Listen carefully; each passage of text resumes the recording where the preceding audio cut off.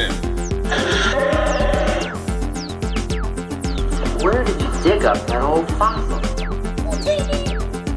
Going into Toshi Station to pick up some power converters. That's no move. We're all fine here now, thank you. How are you? Welcome to the Star Wars Nerds Podcast. I'm Dan Vadabonker. And I'm Kenton Larson. And of course, we're going to talk about episode 6, right? It's the 6th episode this week. Oh, man. It's flying by, I tell you that much. We're almost done. 2 episodes left, and I still have no idea what the hell's going on in this show. But the Acolyte, of course, is what I'm talking about. I don't know if I mentioned that. And but first, Kenton, I wanted to ask you if you've had a chance to watch the new Beverly Hills Cop movie yet. I have not, but I am aware that Winnipeg makes an appearance because I saw Netflix. I retweeted Netflix today and got a little bit of love for saying that it's Winnipeg is now Beverly Hills Cop canon. That's right. I said, and so I tweeted that. So that's all I know about it. And the trailer. That's all I know about it. I was actually looking for that clip. It's funny because I also saw that clip and I already watched the movie. Then I saw that clip and I wanted to stitch it with my review of it. Then I couldn't find it again. So I don't know. Netflix is a million different TikTok accounts. So I don't know which one I saw it from. Canada. Netflix no, Canada I couldn't find it. It wasn't on. Anyway, whatever. I couldn't find the one I wanted to do. I know the thing, but I didn't know. I had watched the movie before. So it was a surprise to me. That's in one of the first scenes in the movie. That shout out to Winnipeg. And I love it. And I maintain this just because it's a funny sounding name. That's the only reason it's in everything. It's Simpsons. It's the reason Simpsons keeps using it. But the Simpsons actually, they had an episode where they were teaching. Remember when Homer goes to clown school and they're learning about the names like Timbuktu and all these funny place names. That's one of them. Winnipeg is a funny place name. That's why we're always in there. It's funny to say. And comedians know it. I don't think Eddie Murphy ever did stand up here. I don't think it happened. Probably not, no. But loads, like whatever comics talk about their experiences, Winnipeg always comes up.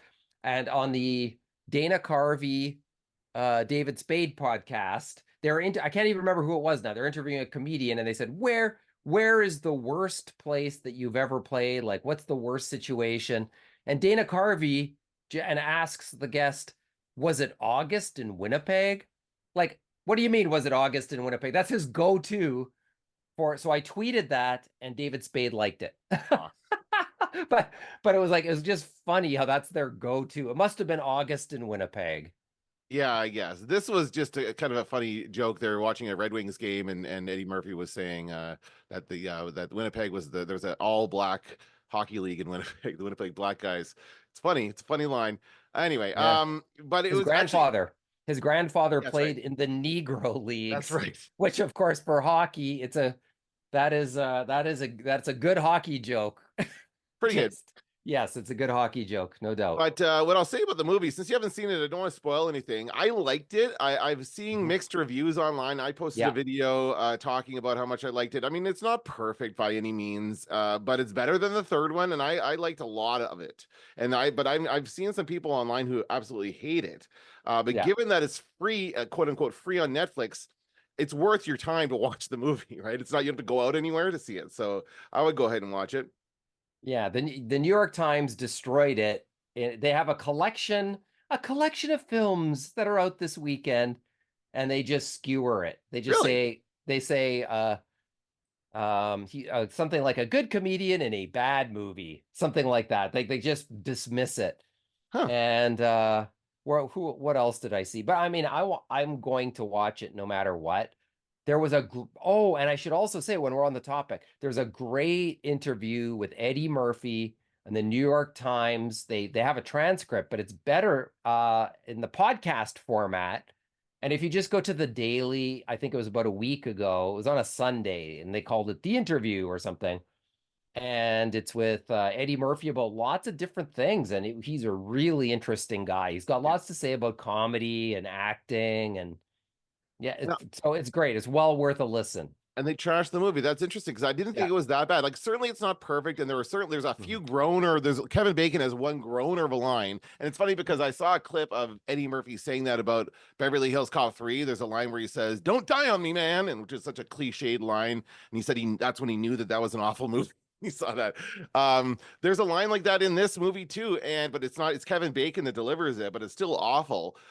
But despite those moments, there was still a lot of good. Like Joseph Gordon-Levitt is great. I thought the Sure. guys that came back as Taggart and Rosewood, although Yeah. Rosewood wasn't, to be fair, Judge Reinhold wasn't in the movie as much as I would have liked, but Mm. he is great when he's in it. And those two, I think they should have a series. Those two guys who play Taggart and Rosewood, they were always funny together, and they were really good. And overall, it's an entertaining movie, some great action sequences. I was actually disappointed that I couldn't go see it in the theater. This is a perfect summer blockbuster movie. It's sucks that it's not in theaters, and it's just it's a symptom of the broken Hollywood system that it is this way, that is coming out on Netflix and not being released first in movies theaters, because it should be. It would have packed theaters. People would have loved it. It's the way of the modern world. Yeah. That it's all gonna just be released on demand, on streaming. And on one hand, I probably wouldn't have gone to the theater to see it. So I will actually watch it sooner than I would have otherwise, I think, under the old model. Okay. So, but remember when we said I'd pay $50 to see Rogue One if I didn't You have to said stand that. in any lines? Yeah. I said I I would. Now I wouldn't, Oh, well, because see, now there we've you been go. spoiled. We've been I spoiled so bad over those COVID years with new releases and stuff online that it just becomes harder to do all Yeah. the time. It's we'll have a larger conversation on our next meeting nerds about it, but I think that I went to the theater actually this week. I went to see A Quiet Place Day One, which I Mhm. would also say don't bother with the theater for that one. See, it's funny because I would have liked Beverly Hills Cop in the theater, but this one I could have skipped and just watched it online, because it's basically the same gimmick as all the other Quiet Place movies. It's a bunch of people trying to be quiet because those things have really good hearing, and this time it's in New York. That's the only real difference here, is that it's in New York, different set of characters, but pretty much the same thing. And I don't know, I would have flipped those two things around. I wish I would have been able to go see Beverly Hills Cop, because I probably would have chosen to see that instead. Am I completely crazy here? I thought in the film A Quiet Place, which I've seen, I thought that we see day one in A Quiet Place, don't we? In the second movie, we see day one. We see day one Oh, from, okay. and we see day one from like John Krasinski's family's point of view. They're playing a little league game, and then there's a bunch of things from the sky, and it's for the first 10 minutes of the movie. It's really, I hated that part of that movie, because John Krasinski is not in A Quiet Place Part 2. Spoiler alert: his character dies in the first movie. But this flashback made me think, it was confused the hell out of me at the beginning of that movie. Right. And this just shows day one on New York, on Manhattan, really, because they end up making a point of like cutting it off from the rest of the city because they blow up all the bridges. It was not, I didn't think it was that great. My mom enjoyed it, but she hadn't seen any of the other Quiet Place movies, so I think she likes the premise because it's an interesting premise. But by the third time, you need some answers. There was no answers as to where these things come from or what's happening. It's really frustrating for me. Anyway. Yeah. And I've read reviews of the film saying just what you just said. Yeah. About it. So yeah, I don't think I'm ever gonna see it. I think it's safe to say I'm just gonna skip. I saw the first one, and I must have seen the second one, since you're telling me that's where that happened. That flashback, Because I remember that. Yeah. Yeah, it's I a thought that was baseball the game, first, right? Yeah. Yeah. I thought that was the first film. So Nope. oh well. Well, that's the thing. I couldn't even remember. Did you know that I had seen the second one, and I completely forgot that what's his name from Oppenheimer? The guy who won the Oscar for Oppenheimer, Cillian Murphy. Cillian Murphy. He's in the second one. I completely forgot. All right, let's move on to the Acolyte episode 6, which is on Disney Plus. Now, you had mentioned that somebody sent you a direct message on Twitter. What was that about? On X, sorry. Yeah, that was our friend at Wing or Lose, WING, Wing or Lose. He sent me a message, and it's an article from inverse.com, and it's about the fact that our old friend, the friend of the podcast and our friend, Pablo Hidalgo, creative executive at Lucasfilm, worked with the showrunner on Cortosis, on the metal that stops Jedi Knights. And apparently Pablo played a role, or that stops Jedi Knights. They say help, stops the, no, it doesn't help them. It helps the Sith. And they worked on the machinations of that, like machinations. Sorry, I'm not pronouncing anything right. I just had cabinets installed and countertops, and I've been smelling glue, Dan. So if I'm like Joe Biden today, you understand that it's just glue. I understand. Just trail off. That's fine. But apparently they had to figure out what are the limits of this cortosis, and that's probably where we saw the mask comes off easily. It's more brittle. It Yeah. doesn't. It can do it a few times, but maybe not forever. And it doesn't permanently disable the lightsabers. They come back on after a while. There's a bit of that. Right. Yeah, I'm glad they did that. And by the way, Yeah. they did explain it in this episode. I'm glad they explained it. They could not just let that go and not tell the characters what's up with that metal. And so yeah, we see that when our bad guy takes Osha, and we know that he knows it's Osha. He's not confused about the twins, as Saul seems to be. But at And first. I think we see he says the word cortosis, but I also think we see a vein of cortosis running through the cave. Oh, okay. There, I didn't there's a notice that, shot, but yeah. okay. There's a shot, and that appears to be what he's doing in his man cave, which is he is mining that stuff to then repair his helmet. So Pablo is kind of instrumental in that, and that is really what he does, right? He is there to help them, kind of. Right. He is their archivist. He knows everything that's come before in the legends or in the previous novels. This is where this origin, or I don't know which novel it did begin in, or the thing originated in, but he explains cortosis. They work it out, and so now it becomes more fleshed out in canon. So now this is officially part of canon because it's been on this show. And he talked about that when he was on a podcast about how they're taking, like, it's not like this stuff can never exist in canon, but they just had to kind of cut it down and then kind of refine it and figure out what parts they wanted. Like they took Thrawn and made Thrawn canon, right? That kind of stuff. Right. Going to keep doing that, and that's fine. And I needed the explanation. If they didn't do that, I would have been upset, but they did end up explaining it. Yeah, that's good. That's good that they did and they said the word. But I guess we should start at the beginning Yes, you of can the see my episode. gesture. And I Yes. wanted to ask you, so we wake up at the beginning of the episode and Osha wakes up. She's been unconscious, apparently long enough for him to go to a different planet. Is this a different planet that we're on? It's this unknown planet, right? Remember that? Gotta have because you know why they said that, Kenton? Because it's Octo. Because it's Octo. That's the Is only it reason though? they said. Yes, it is. Okay. It has to be. It's it's I don't know what it is unknown that it is. Because why wouldn't they say Octo if it was Octo?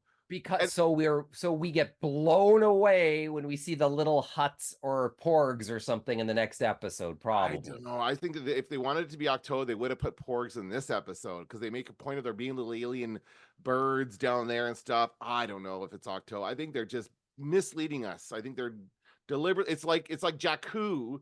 People thought Jakku was Tatooine because it's a fucking desert. It's the same thing. They're just looking at it's a similar. It's probably shot in the exact same part of Ireland. I'm sure it is, but it's like it's misleading, deliberately misleading. I heard it's Portugal. Oh, okay. But I don't know. I don't know. I don't remember where I heard that. Could be. But It's the same kind of island, so it looks very similar to Octo. And if it's not Octo, it's deliberately misleading, and I don't like it. okay. And there to me, there's one thing that makes me think it is, and that is the episode, the little beginning of the episode before they show the logo. The camera zooms back to reveal where they are. And if it's not a place we know, then who cares about the reveal? Like then, it zooms. Then why put unknown planet? Unknown to whom? Like that's the stupidest part. Unknown until the sequel trilogy. We already had those. We know all the planets that have been revealed so far. So to have it say, I don't like the titles to begin with. I don't like any of those at all. I think we should be able to like discern where they are, or not have them go around to just so many different places, so it becomes confusing. But I'm not convinced that that's Acto. I'm convinced it's another, I don't know, some other planet where he is. He has his kind of his base there. Oh, but first we see him go for a swim. Right, he goes to bathe. Well, I mean, okay, she wakes up, and we don't know. I mean, we don't know how long she's been unconscious. Presumably long enough for him to go to a different planet is what I'm saying. So I'm going to say days, possibly. Like, how long does this stuff take? Well, she's wearing jeans and a pair of Air Jordans, it looks like, when she wakes up, and she decides, I'm gonna go follow the guy who murdered all of my friends in cold blood Quietly. And that's right, I'm gonna go quietly follow him. And you're right, he skinny dips in a creepy way. I thought we were gonna get our first Star Wars bare ass. I really did. I think someone had an argument about it. I think they were trying to push for it, and somebody at Disney said no. But I'm sure that someone was fighting for bare ass in Star Wars, because that like every other time I've seen this scene in anything, pretty much. Because why would you put it in? Why would you put a scene where somebody like swims naked and makes a point of like undoing their towel or whatever the hell he was doing if they don't let it drop, and you see his ass. Like that is, it's been done so many times. I don't know. There's no point to it otherwise. If Kevin Costner was directing himself in that role, we know he'd show his own ass because that's what he does in Dances with Wolves. That's I right. like that. I just like the director Did he going, do that in this, his new movie? Is his ass in Horizon? it must be. It's in everything he directs. That's all I know. So it must be in there. It's in Robin Hood as well, I think. There we go. Yes, that's what I thought you were talking about. Yeah, no, yeah, it's in everything. Oh, well, he didn't direct Robin Hood, Whatever. but I guess at that point it was canon that the ass has to show up in everything he's in. And asses, you're right, we're almost Star Wars canon. We almost saw one, and we almost saw a wiener. We almost saw. I thought it was getting very uncomfortable to the. And I thought we might see. I've heard every single lightsaber joke Yeah. that you could possibly make, of course, but it is like, I don't know, Osha, our protagonist, does seem younger than him by a fair amount. So it seemed I don't know. It's an uncomfortable scene, but Do you think that is? I don't think she is meant to be that much younger than him. I think no, he's in like his mid-20s or something, or maybe late 20s. I don't And know. there's gonna be, I think there is trying to be some kind of romantic intro, like, ooh, he's kind of cute or something. Like, I think there was a bit of, I think they were trying to do that. I think that's what they're Yeah, I going think for. they were. And I don't But know if I like it, but I'm just saying that yeah, that is, I don't know. But I mean, he talks, they have a bit of a conversation there, and he talks about like, you know, she's there obviously. but I Um, think this is the first sign of the big problem that this show has. And that is, it all seems good to Osha. It all seems good to May. No, but they don't have one singular viewpoint. It just seems like wherever they end up is just the same as every other place. So, what would you say if you found yourself on an unknown planet with the person who you just saw murdering all your friends and maybe more than everybody that you saw murdered? right, because you got knocked unconscious. You don't know, or did she? Did Right. she? Yeah, she did see it. So yeah, I don't know. I would try She's and always run. knocked unconscious. She's Yeah, always she unconscious. gets knocked unconscious quite a bit. Yes, that is a problem Yeah. as well. And you're right. And they're not actually Yeah. doing anything. They're just kind of sitting there letting things happen to them and going along with whatever happens next. They're not actually affecting the story at all. Like Right. she should always be looking around and I need to get away. I need to get out of this place. Like Yeah. I think just to even establish, she tries to run away, but there's nowhere to run. She's on a cliffside or something. That to me, that's a different scenario than, yeah, you could probably swim out there and take my ship. If you want to, you could go out there and do that kind of thing. And she's like, oh, okay, huh? Like, are you gonna try? It like the stakes just don't seem to matter when it Yeah. comes to those two characters, when it comes to the twins. They're just like, yeah, whatever. Wherever I am, I just kind of roll with it. They just need to be there so that we can see what's happening in the story. Right. Right. Well, yeah, but it's like if Luke Skywalker is just like, oh, okay, well, everything's equally interesting to me. Oh, okay, like he meets up with Darth Vader. Just another day.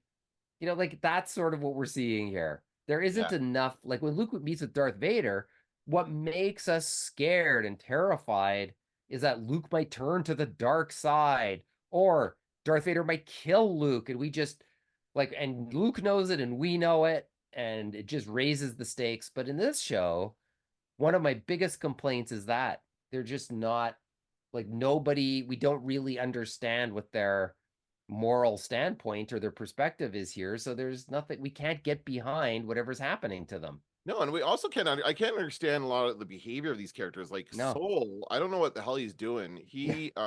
That's a tough one.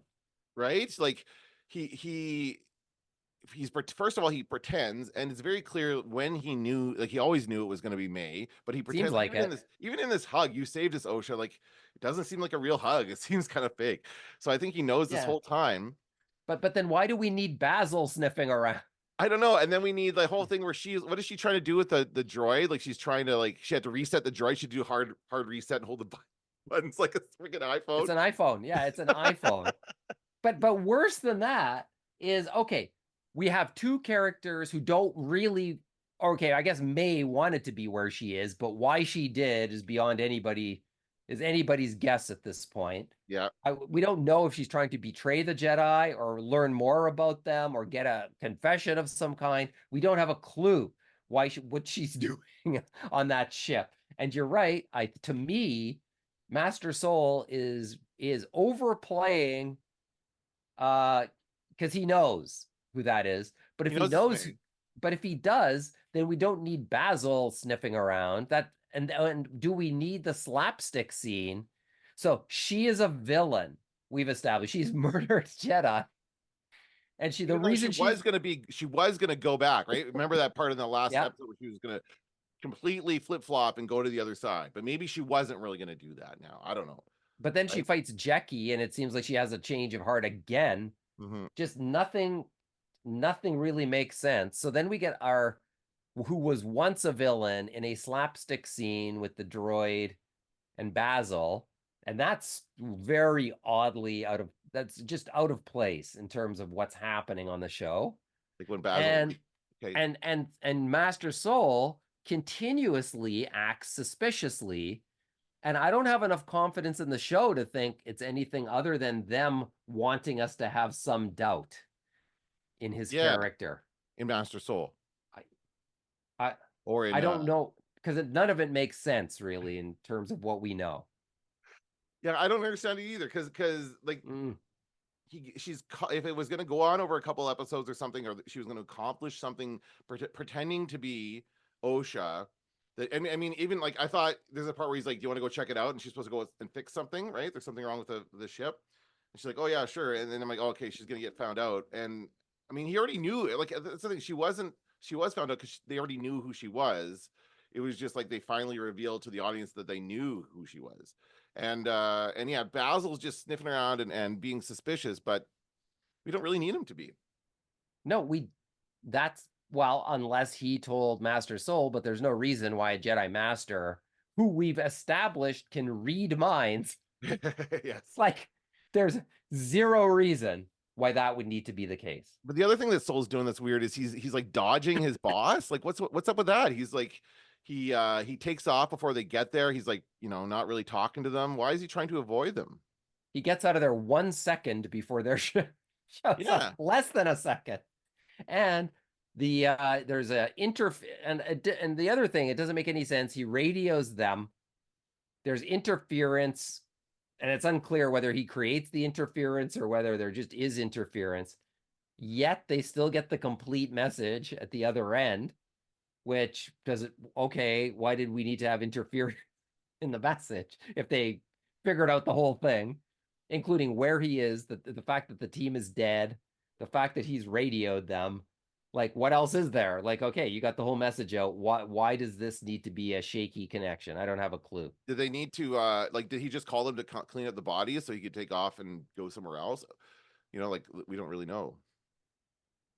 There's a bunch of people acting suspicious in this episode. And I don't know. Once again, I don't have enough confidence in the writing to say that's intentional or it's anything other than a red herring to make us question it. Well, I feel like a lot of this is a red herring, and there's a lot of things kind of floating around in this show, but none of it is like, I can't say I know anything for sure about any of these characters. That's the kind of the problem with. Although, okay, no, I do know that the one guy that is evil, like the bad guy is evil, and he really doesn't. Yeah, he is like very single-minded in that. I think he goes on a lot about the restrictions of the Jedi and basically like wanting to practice he does kind of compare it to religion and that kind of stuff. So I understand that. I do feel, I guess, sympathy for him, but he does like freaking slaughter all those Jedi, and Jackie for sure. Jackie is the one that hurts because he gets her like 3 times. He did that three-way stab there for no reason. Like, why would you need to stab somebody 3 times like that? Seems excessive. So that's the only character that I really feel like I understand at this point. Yeah. Well, even though I don't know why, I don't know why he's doing this. I just know he's manipulating her to be his apprentice. Yes. Clearly under the guise of you have all the freedom in the world. I'm not, hey, you should be suspicious of me, he says at one point. And he's just like, you and I have something in common. Like he's so clearly being manipulative, but I'm not sure if the show knows we know that. And I'm not sure that the character of Osha is supposed to know that either. I don't I don't think she is, and that doesn't make sense either because he's almost like Snidely Whiplash twirling twirling his mustache. A little bit. But I think there's a lot of interesting things that happen in this show, but then the writing falls apart here and there and at various places, and the acting from time to time. Although Kamir and Master Soul continue to be out acting everybody, as we've said on the other episodes. They seem to be in a show of their own, and that might be a great show if it's just the two of them. What do you make of the scene where I forget her name, Yeah. the woman, the green woman, The green with no hair, yeah. and they're getting ready to go off to I guess go investigate at this planet, and she's like, I'm gonna go too, and he's like, oh wait, don't you get space sick or something? Like, what was with that? I don't understand. Well, that's only in there for one reason, because in the next episode or the episode after, that's going to be a key plot point, just like they're attracted to light. I think it's the same.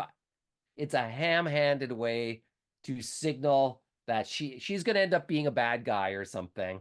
I don't know. Which is possible, or whatever. It's going to come at a convenient time because this show, one thing that became clear in this episode is this show will take every convenience and contrivance that's possible and write it into the show. Mhm. And so I think that's what that is. I think it's nothing more than something that will come back in the last two episodes for a convenient reason. I was frustrated with the end of that scene because like it ends with them kind of walking off, and then there's a shot of like some spaceships at a dock or something, but it's way too short. I'm like, oh good, we get to see what it looks like here, and maybe there's something different or some new spaceships. It's like 2 seconds, and then there's a wipe to the next thing, and they're just not spending enough time like showing us this world. I would like to see more of like the big spaces in this part of Star Wars. They get there in record time. They're on the planet in record time. They find the bodies in record time. Like on a previous episode, this was a harrowing journey. Yeah. We were led to believe. And now it's like no problem. And there's very few of them. Why wouldn't you be afraid that the thing, whatever it was that did this, is still around? Like it just there should have been some more people probably that had showed up on the scene. But then once again, she is like that little wimpy Jedi says, do you think Master Soul turned on them? Like, what? Like, oh, yeah. Like, what are you talking about? This is going to be the fugitive now, where they railroad him, or what? Like, what is that? And she's like, that would be a very strong allegation. Yeah, and it's almost like she's saying, but it would be a very convenient allegation. So I don't know. You tell me what that was all about. That was just weird. It would be, and then they kind of like the other part is that they shrug this off as being or they say that like the local townsfolk thought it was the Umbra Moth is what they're called, attack or something like that is how they said it. So that would explain whatever. And I don't know. It all seems so sketchy though. And then they get there, and then of course we see that these people are all dead from lightsaber wounds. So that's also confusing. Well, at least somebody thought of burying the bodies, which I appreciate. Yeah. She pulls out her light whip, just to like get that bug. Although it's daytime, and the bug still is going to attack them. Okay, and so she takes out her whip and she whacks the bug. And once again, I think that's only in there because we need to know she uses a light whip, because Kamir has whip scars on his back. Oh yeah. Right? Okay. Yeah. So, and we know he was a Jedi now at one point. He had a master. It was probably the Green Lady. And then when things went south, she tanned his hide with that light whip, and he had to run. He had to take off at that point. And so what did Soul do though? What is his whole thing? I don't know. I will tell you what my thing is. I gotta go. Just a sec. Okay, now I'll tell you what that thing. Oh, the ship needs a little repairs over here. But now I will tell you what that thing is. New scene. Yeah. Like, how many times did that happen? Yeah, and I feel like they're definitely arbitrarily cutting where this or choosing where these episodes end, because the way this episode ended just frustrated the hell out of me. I thought it was over at a different part. I'm like, oh, okay, that'll be the end. Then it kept going. I'm like, oh, why are we still like, what's going on? What's next? Maybe it's a longer episode. Maybe we'll get something else.